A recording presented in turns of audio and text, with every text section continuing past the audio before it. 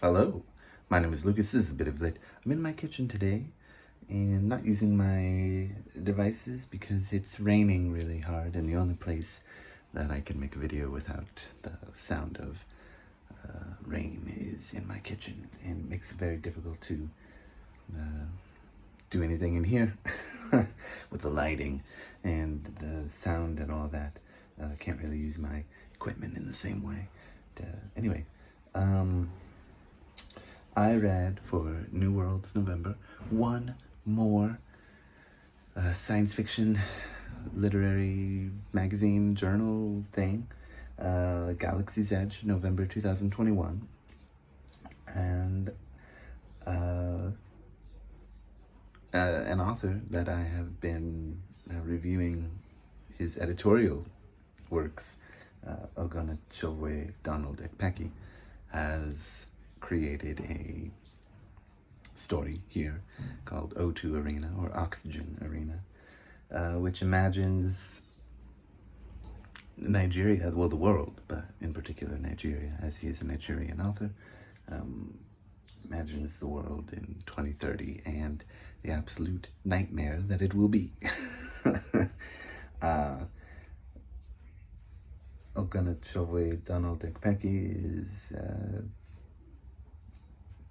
up-and-coming author from Nigeria, has been nominated and won quite a few awards. He's been nominated for Noma Awards and won them, and had a diversity grant for the Horror Writers Association, and won an Otherwise Award and British Fantasy Award this year.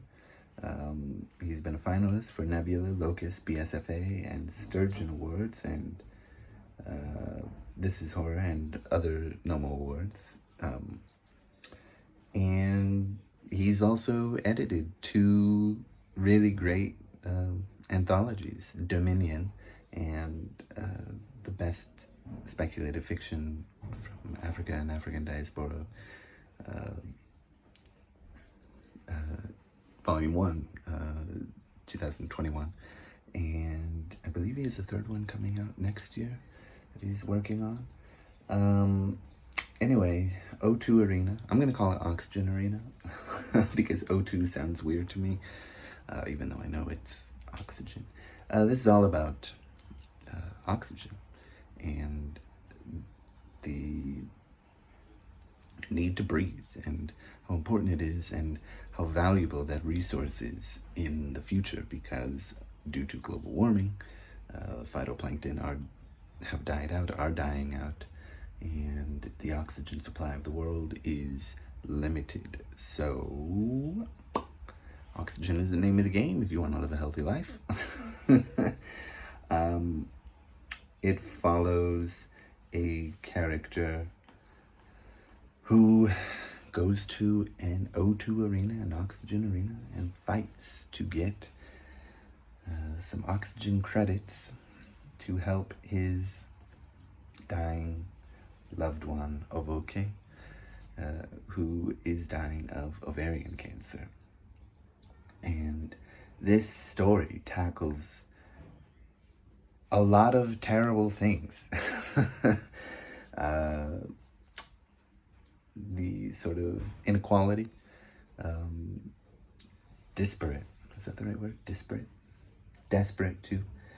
Disparate inequality in Nigeria between poor and wealthy. We see that Ovoke's family struggles to even get basic amenities to try to care for her in her dying moments.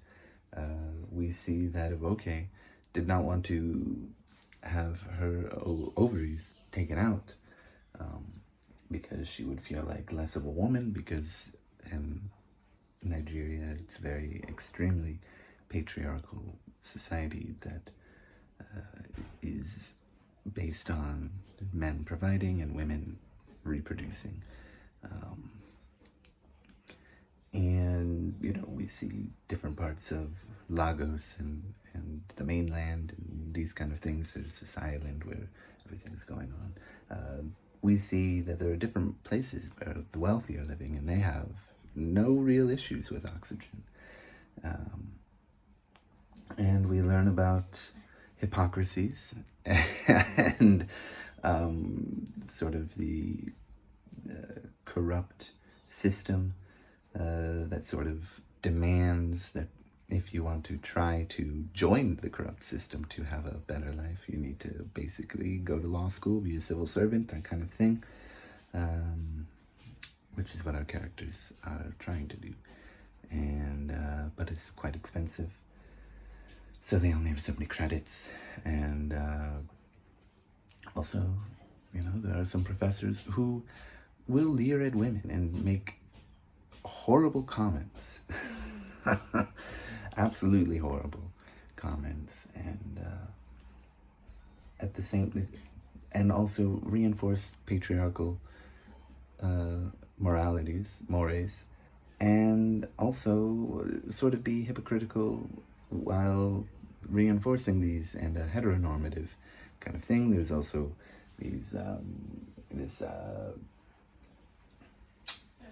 university professor character that behind the scenes is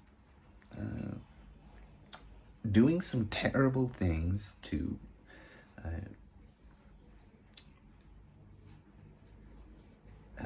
students, both men and women. And there's a whole discussion about that. Having followed Oghenechovwe Donald Ekpeki for quite some time on Dr. Eunice is his name, harasses, and we're not going to say that word.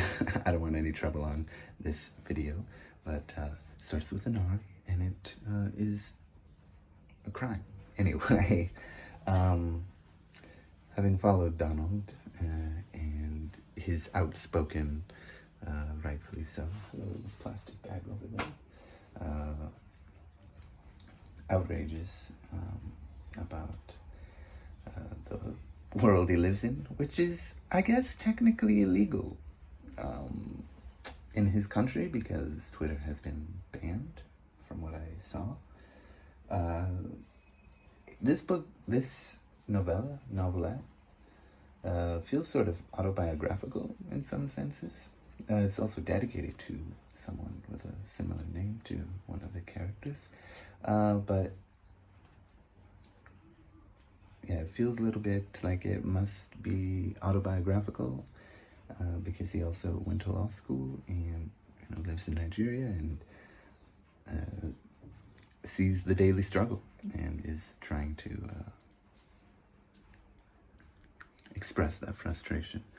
And I'm always a fan of that kind of story, to point out the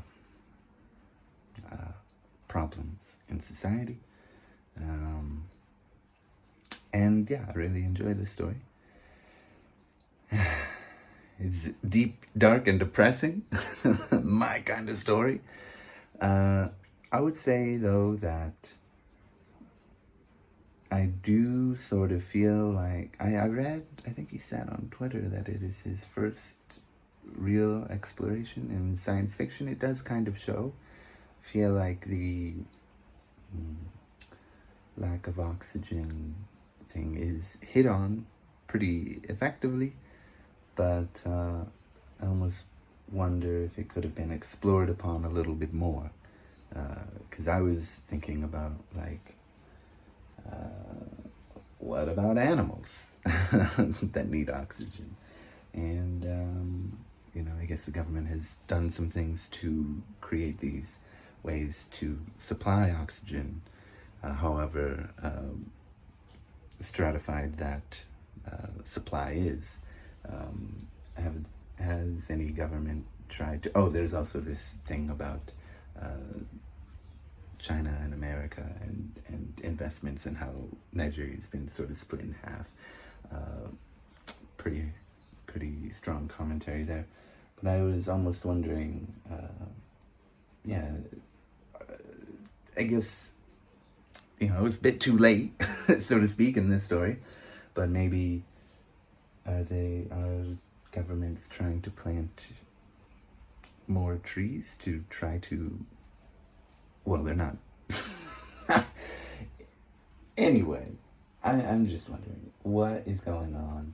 How are they... I don't know.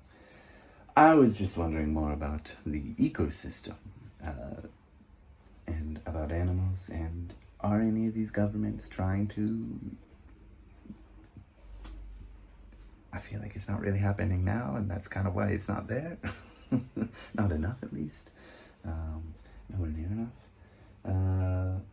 Yeah, I was just wondering about plant life and animal life, but, you know, just as some small things to help fill in the world a little bit more, because otherwise it is a very interesting sort of allegory for the problems of Nigeria today and the horrors that could come in the future, which I do enjoy, but that'd probably be my only critique, that I felt like it's an exploration of an idea that is just missing, you know, just a little sprinkling of salt here, a dash of pepper there.